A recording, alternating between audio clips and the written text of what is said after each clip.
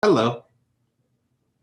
It's kind of hard getting to class today. The weather's beautiful, and the garden is full of weeds. It'll give me something to do later.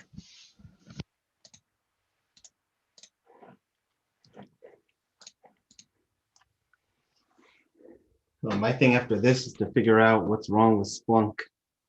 I have a meeting with them immediately after. Is everyone getting the same domain? Yep. Even though they said it wouldn't. So that's going to be a fun thing. Well, I appreciate you working on that. Yeah. Zoom. Cool.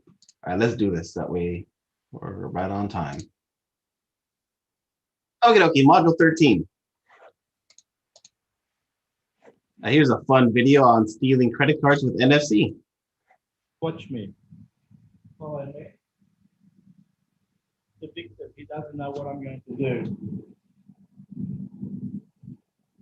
I just tapped his ass. He's got a PayPass card in his pocket and transactions approved. So be careful. Sometimes it is that easy. Today's topic is on vulnerability assessments. A basic vulnerability assessment process is something like this, where you identify how many assets you have, you identify the threats, we set a appraisal for those vulnerabilities, we do some risk assessment, and then we handle risk mitigation. The threats could be anything from a meteor to a water line breaking, to an earthquake, to theft, to sabotage, to human error. Usually you want to stack your vulnerabilities in an attack tree, so you line up how an attack could happen. You line up the what is going to be a bigger threat versus a smaller threat. Here's an example of an attack tree with stealing a car stereo, where at level 2 someone just breaks the glass or jacks the whole car, or they could steal a key, maybe by grabbing a purse or making a copy. And in order to make a copy, they would either threaten the person, blackmail an attendant, or bribe. Looking at an attack tree from, say, a password, logging into a restricted account, could be something like this. They could either steal the digest, guess the password, or learn it from the user, or just finding it written around somewhere.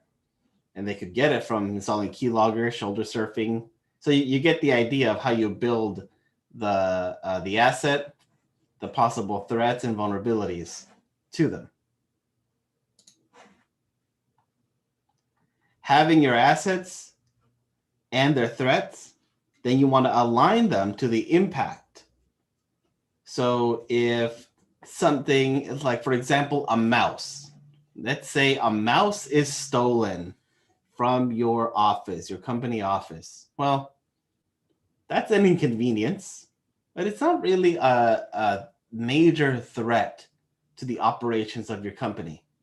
Anybody can run out to Staples and grab another mouse if you don't already have one sitting in a closet somewhere, right? Piece of cake.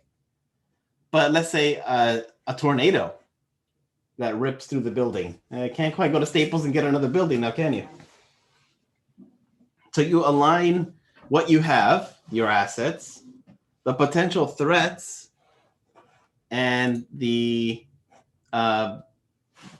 align them with what's going to be the biggest threat to the smallest threat.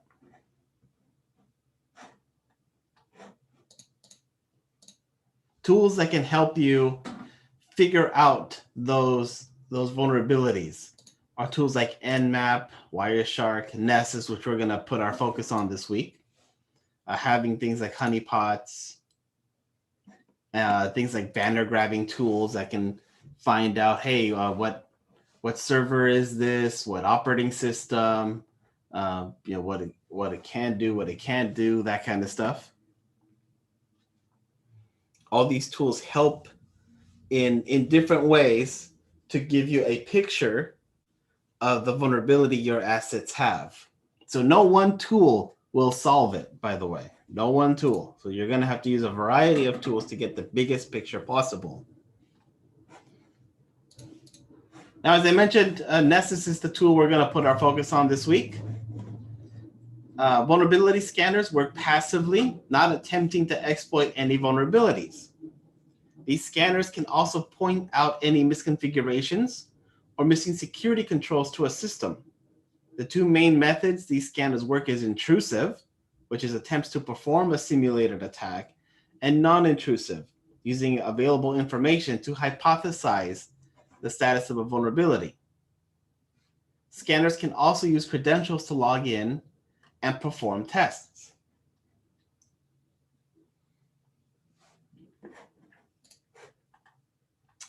Penetration testing takes the next step. So in vulnerability assessment, we are looking at what we have.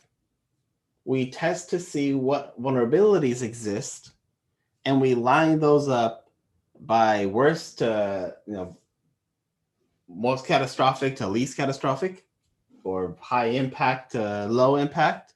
Penetration testing takes all of that and adds another step and says, okay, we found out what these vulnerabilities are. We found out how many systems exist. Now let's use those vulnerabilities to get into the systems. So pen tests, penetration testing, for short pen tests, relies on the skill, knowledge, and cunning of the tester against the system. Pen testers can be internal or external hired professionals. Pen testers use one of three main techniques: the black box, where they know basically nothing; gray box, where they're given some information ahead of time; and white box, where they're given full information, like IP address, domain, credentials, all that. For black and gray box, the pen tester works through open source intelligence, getting information from the web and other information that really doesn't trigger any alarms because you can't really check to see who Googled you. In depth, my ethical hacking class has all the big details, but for Security Plus, you just need to know that vulnerability assessment is a big deal. You have to understand how a vulnerability scanner works, and that penetration testing is the next step after making the assessment of what you have, making an inventory, figuring out what is possibly wrong on the systems, using those testers, and lining those up by their impact.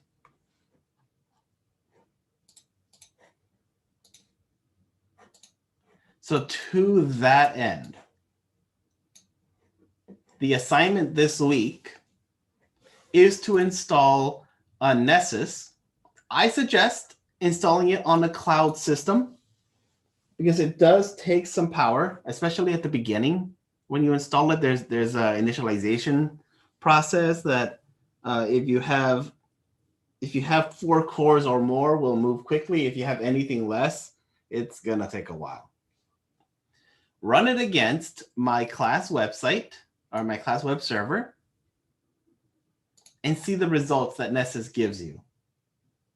Then when you finish doing that, run Nessus again, create another system, and run a credentialed scan against it. So in this first Nessus run, you're just running it against this server that you don't have any credentials for. And Nessus is pretty awesome in giving you a report out of what it finds. So run Nessus against it. You won't have any credentials, but that's perfectly fine. So you get to see what Nessus reports back on a server it doesn't have much information on.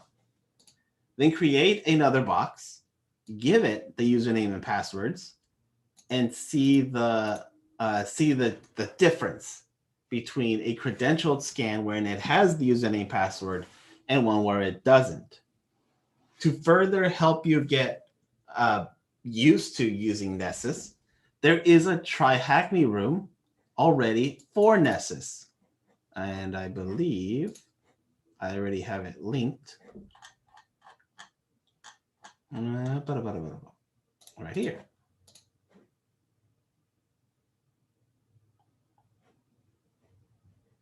Oh, I know that it's out here.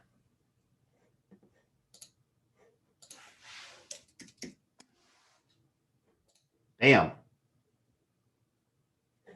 So I have the wrong one linked. That's easy enough to fix. There. So as you saw, I just went to try Hackney. I searched Nessus. There's only one room that shows up. There's 5 tasks to do. It really gives you a basic understanding of what you see. It's not a very hard room at all because it's really built to help you understand how to use the tool in a very basic, simple sense. So I suggest doing this first. Go through the Nessus room. It shouldn't take you that long to complete. And then run that Nessus tool against my my class server, and then run another scan against a system that you create with username and passwords that you know, so you see the difference.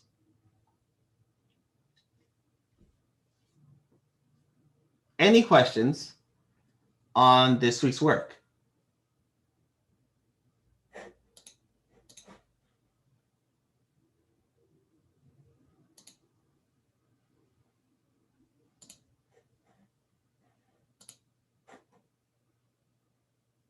Okay, seeing none, I want to remind you, I put this note in Discord earlier today. We are 22 days away from this date, this scary date. As of today, we are 22 days away from the due until date, which means you can submit anything that you've missed out on, anything from the very first week up until that day, May 18, 11:59. Anything that already has a 0, you can submit for points. You will not get penalized. When we hit May 18, 11:59 p.m., no work will be accepted. I will repeat that. Any work that you've missed so far, from week 1 all the way to that date, you can submit up to May 18, 11:59. You will not receive a penalty for it.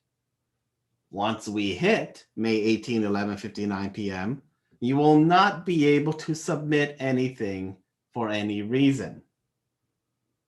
Whatever you have submitted, I will do a final grade, and your grade is what it is. So please keep that in mind, that we have 22 days left. Any questions?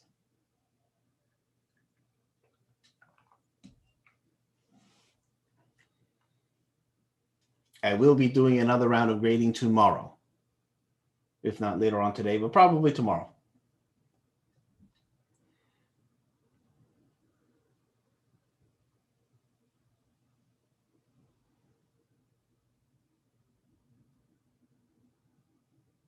Okay, seeing no questions, I really hope that you do come up with any questions if you have any, because like I said, it's less than a month away.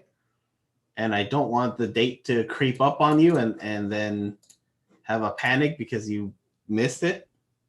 So I will be consistently pinging everyone in our channel, reminding of the countdown, because I don't want to fail anybody. It's kind of silly when you have plenty of time to submit stuff. So yeah, if you have any questions, feel free to reach me out on Discord. Otherwise, I'll stop the stream